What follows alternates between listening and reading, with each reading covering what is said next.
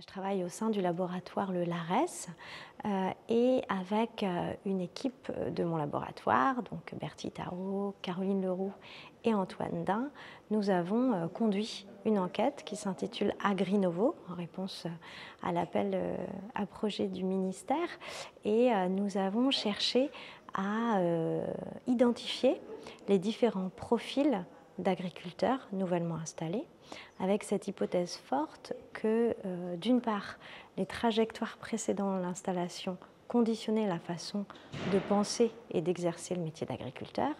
et d'autre part, avec cette hypothèse forte que de nouvelles lignes de fracture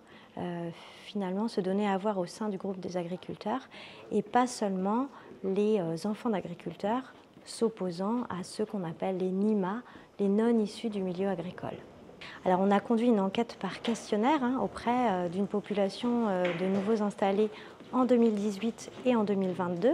On a récolté 3400 questionnaires qui nous permettent d'avoir des données représentatives de la population cible. Les principaux faits marquants, c'est qu'effectivement, on a une variété de profils de nouveaux installés, avec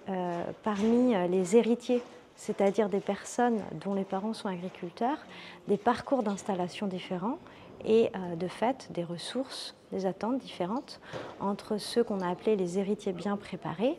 et les héritiers ou héritières sans vocation qui arrivent plus tardivement dans le monde agricole et souvent sans formation agricole. Par ailleurs, on a vu se dessiner d'autres lignes de fracture, notamment liées à l'origine sociale des personnes, mais non pas simplement distinguant